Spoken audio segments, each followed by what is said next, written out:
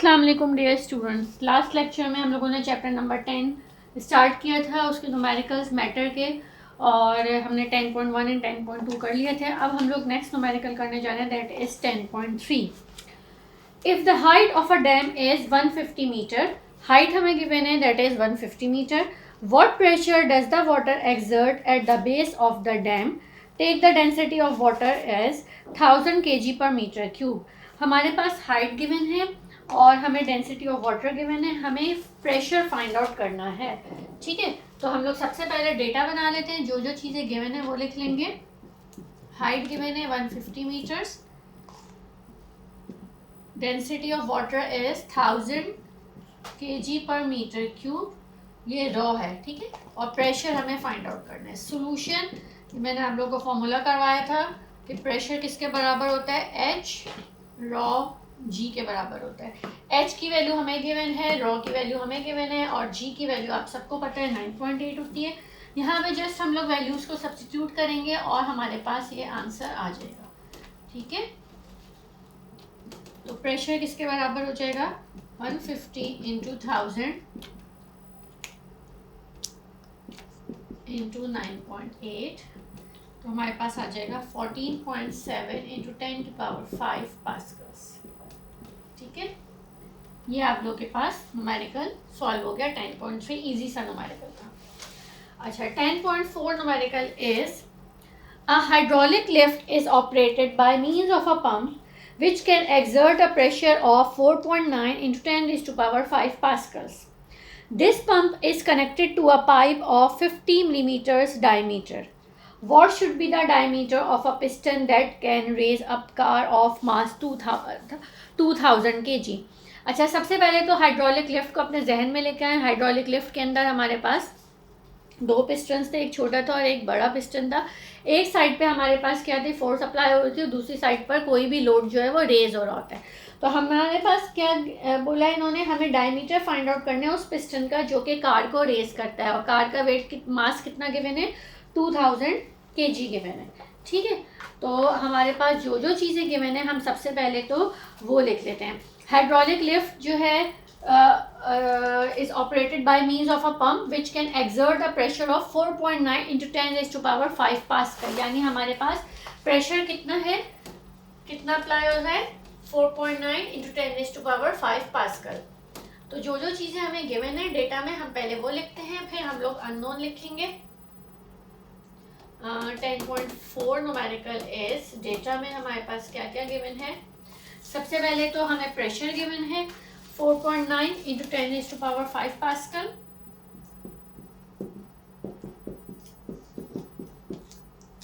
सही है। डायमीटर आपको गिवन है 50 मिलीमीटर्स। ठीक है, अब 50 को डिवाइड बाय 1000 कर देते हैं, तो हमारे पास 0.05 मीटर आ जाएगा। मास हमें गिवन है 2000 kg, और हमें डायमीटर मालूम करना है किसका, जो कि रेस करेगा उस पिस्टन का जो कि हमारे पास क्या रेस करता है, कार को या किसी भी लोड को रेस करता है। अच्छा, सबसे पहले हमें प्रेशर, ये हमारे पास प्रेशर ऑफ पंप गिवन है। हम क्या करेंगे, सबसे पहले A1 निकाल लेंगे, यानी एरिया ऑफ पिस्टन 1 निकाल लेते हैं। ये किससे निकाल सकते हैं, इससे। D1 है, पहले आप लोग R1 निकालें, R1 से एरिया 1 निकाल लेते हैं। सोल्यूशन, सिंस रेडियस किसके बराबर होता है, D/2 के, तो हम इधर क्या रखेंगे, 0.05 डिवाइडेड बाय 2 कर देते हैं। 0.05 को डिवाइडेड बाय 2 करें तो हमारे पास आंसर क्या आ जाएगा। वेट, मैं ज़रा इसको कैलकुलेट करके और फिर आप लोग को बताती हूँ।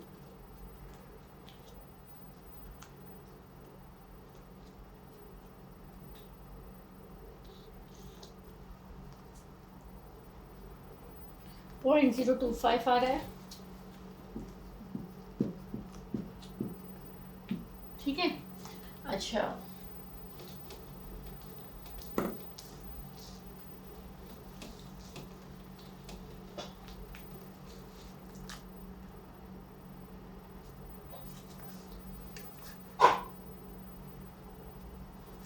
.025 आ रहा है। अब हमारे पास एरिया 1 निकालेंगे, सिंस एरिया होता है पाई आर स्क्वायर।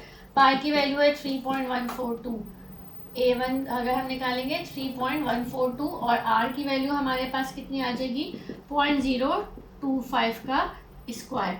इन दोनों को जब हम मल्टीप्लाई करते हैं तो हमारे पास आ जाएगा 1.96 इंटू 10⁻³ मीटर्स। ये एरिया हो गया हमारे पास किसका, पिस्टन का, जो कि पंप से कनेक्टेड है। This pump is connected to a pipe of 50 millimeter diameter. यानी वो वाले पंप का जो पाइप है, ठीक है, वो वाले का एरिया हमारे पास कितना आ गया 1.96 इंटू 10⁻³ मीटर। जैसे मैंने आप लोगों को हाइड्रोलिक लिफ्ट समझाई थी, जिस साइड पे आप लोगों ने प्रेशर अप्लाई कर रहे होते हैं उस साइड का जो एरिया निकल के आ रहा है वो ये एरिया निकल के आ रहा है। ठीक है, लिखा हुआ भी यही है आप लोगों के पास कि पंप है जो कि एक्सर्ट कर रहा है pressure. This pump is connected to a pipe of 50 millimeter diameter. ये पंप जो है वो किससे कनेक्ट है, एक पाइप से कनेक्ट हुआ है जिसका डायमीटर कितना है 50 मिलीमीटर है। अब हमें उस पिस्टन का डायमीटर फाइंड आउट करना है जिसके ऊपर लोड रेज होगा, जिसके थ्रू। ठीक है, अच्छा अब आपने एरिया फाइंड आउट कर लिया। एरिया फाइंड आउट करने के बाद आप बहुत इजीली फोर्स फाइंड आउट कर सकते हैं। ठीक है, क्या फाइंड आउट कर सकते हैं सब, अब आप लोग फोर्स भी फाइंड आउट कर सकते हैं। तो फोर्स का फॉर्मूला क्या होता है, F is equals to pressure upon area होता है। Since F is equals to, sorry force का फॉर्मूला नहीं, प्रेशर का फॉर्मूला होता है F upon A. Since P is equals to F upon A, F मालूम करना है, P एंड A को आपस में हम मल्टीप्लाई कर देंगे।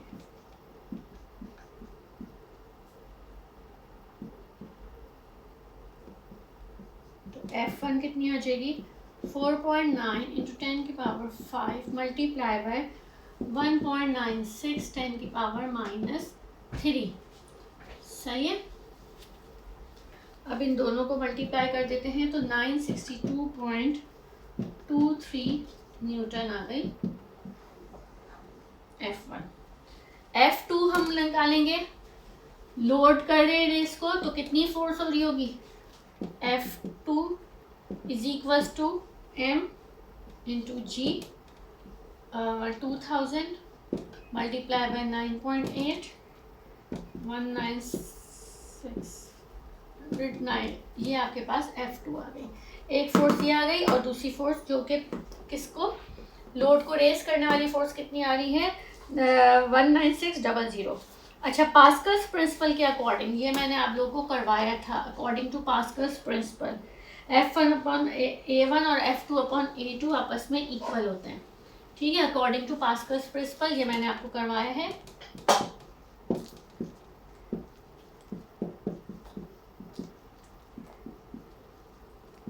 F1 अपॉन A1 और F2 अपॉन A2 दोनों आपस में इक्वल होते हैं। ये मैंने पूरा इन डिटेल आप लोगों को क्लास में समझाया था जब मैंने ये टॉपिक पढ़ाया था, हाइड्रोलिक लिफ्ट वाला।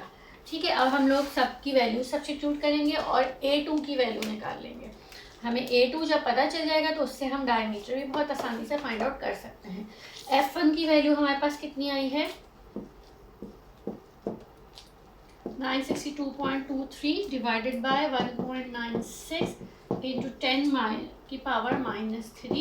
Is equals to 19600 upon A2। ठीक है, इन सबको क्रॉस मल्टीप्लाई वगैरह कर लेते हैं।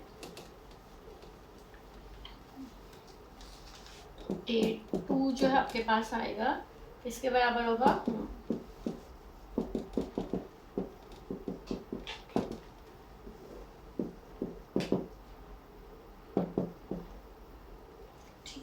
इसको कैलकुलेट करेंगे तो हमारे पास एरिया कितना आ रहा है 0.03 meter 9 meter square.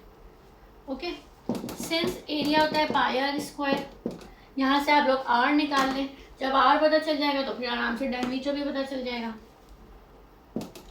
Are square is equals to A upon पाई।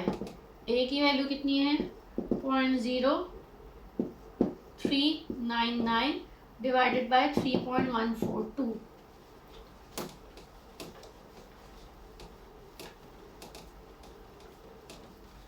जब इसको कैलकुलेट किया तो हमारे पास आ गया 0.0127 आर स्क्वायर, और आर कैसे आ जाएगा 0.112 मीटर आ जाएगा, ये आर आ गया। हमें डायमीटर फाइंड आउट करना है, d2 is equals to r2/2 हो जाएगा, 0.112 डिवाइडेड बाई 2 कर दें तो हमारे पास डायमीटर जो कि लिफ्ट कर रहा है कार को उस पाइप का कितना आ रहा है 0.225 मीटर्स। ठीक है क्लास, आया समझ में? ये न्यूमेरिकल भी अच्छा खासा समझने वाला है। इसको जो मैंने अभी समझाया इसकी वीडियो को बहुत अच्छी तरीके से देखिएगा और अच्छे से प्रैक्टिस करिएगा, ठीक है? क्योंकि ये हाइड्रोलिक लिफ्ट का है और हाइड्रोलिक लिफ्ट आप लोग के पास रिड्यूस सिलेबस के अंदर है, तो हो सकता है कि इस तरह का कोई न्यूमेरिकल आ जाए। Last numerical is an object floats on water with 80% of its volume below the water surface. Find the density of the object. Take the density of water as 1000 kg per meter cube. हमें density of water कितनी given है 1000 kg per meter cube given है। हमें density of object मालूम करना है। Object float कर रहा है वाटर पे with 80% of its volume below the water surface. उसका 80% वॉल्यूम कहाँ है, सरफेस के बिलो है, ठीक है? अब ये न्यूमेरिकल भी मैंने इस तरह के आप लोग को करवाए हैं क्लास में भी, तो ये वाला न्यूमेरिकल भी कर लेते हैं। ओके, 10.5 न्यूमेरिकल इज, डेटा बना लेते हैं। रॉ 1 हमें गिवन है 1000 kg पर मीटर क्यूब, ठीक है? और हमें रॉ 2 फाइंड आउट करना है। सॉल्यूशन, प्रिंसिपल ऑफ फ्लोटेशन के अकॉर्डिंग क्या होता है? यहाँ मैंने अकॉर्डिंग नहीं लिखा, डायरेक्ट प्रिंसिपल ऑफ फ्लोटेशन लिख दिया है। वेट ऑफ फ्लोटिंग ऑब्जेक्ट और वेट ऑफ डिस्प्लेस्ड वाटर, ठीक है? यही होता है ना, weight of floating object is equals to weight of displaced water, ठीक है? प्रिंसिपल ऑफ फ्लोटेशन के according weight of floating object किसके बराबर होता है, वेट ऑफ डिस्प्लेस्ड वाटर के बराबर होता है।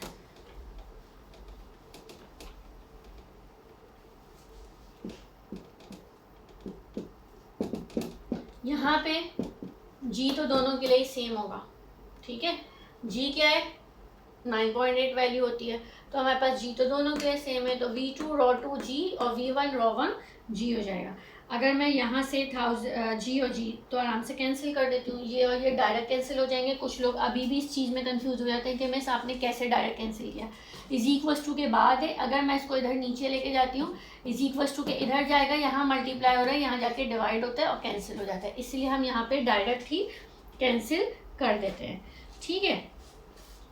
अच्छा, इसके अलावा हमारे पास बचा ये चीज़, और V1 जो है हमारे पास क्या है 80% ऑफ V2 है, और रॉ 1 की वैल्यू थी 1000। ये और ये भी मैं कैंसिल कर सकती हूँ, तो रॉ 2 किसके बराबर आ जाएगा 80, ये और ये कैंसिल 800 बन गया, 800 kg पर मीटर क्यूब। सही है क्लास? ये सारे न्यूमेरिकल्स वो हैं जो कि आप लोग पहले कर चुके हैं। इनकी सिर्फ और सिर्फ ये एक तरह से प्रैक्टिस हो रही है कि मैं आप लोग को ये वाले न्यूमेरिकल्स दोबारा करवा रही हूँ। कौन से न्यूमेरिकल्स करवा रही हूँ? आपकी बुक के न्यूमेरिकल्स तो ज़्यादा आप लोग के पास सॉल्व हैं, तो मैं उनको दोबारा नहीं करवा रही हूँ। आपकी प्रैक्टिस के लिए मैंने एक दूसरी बुक जो मेरे पास थी, और मैं अक्सर बच्चों को बोलती भी रहती थी कि इस बुक के अंदर जो न्यूमेरिकल्स हैं इनको सॉल्व कर लें, क्योंकि ये भी एग्जैक्टली सेम चैप्टर्स ही हैं, तो जाहिर सी बात है आपके पास और ज़्यादा न्यूमेरिकल हो जाएंगे। कुछ बच्चे ऐसे हैं जिन्होंने वाकई में मुझसे बुक ली थी, और मे भी पॉसिबल कि उन्होंने अपने पास सॉल्व करने की कोशिश भी की हो, मुझे पता नहीं है उन्होंने सॉल्व किया था कि नहीं किया था, लेकिन बहरहाल फिर भी बच्चों ने इंटरेस्ट लिया था। लेकिन कुछ बच्चे ऐसे हैं जिन्होंने बिल्कुल भी ना बुक ली, ना न्यूमेरिकल्स की कोई प्रैक्टिस की, ना मुझे लग रहा है कि उन्होंने कोई भी प्रैक्टिस की होगी अब तक, ठीक है? तो इसीलिए न्यूमेरिकल्स मैं आप लोग को करवा रही हूँ ताकि आप लोग के पास ज़्यादा से ज़्यादा न्यूमेरिकल्स हो जाए और ज़्यादा अच्छी प्रैक्टिस आप लोग न्यूमेरिकल्स की भी कर सकें। ओके क्लास, तो चैप्टर 10 के न्यूमेरिकल्स भी हम लोग कर चुके हैं। नेक्स्ट क्लास में इंशाल्लाह हम लोग नेक्स्ट चैप्टर के न्यूमेरिकल्स स्टार्ट करेंगे और होपफुली आप लोग को सब समझ आ गए होंगे। इसके अलावा जो है हम लोग नेक्स्ट क्लास में इंशाल्लाह चैप्टर नंबर 11 हीट के न्यूमेरिकल्स स्टार्ट करते हैं। Okay, thank you.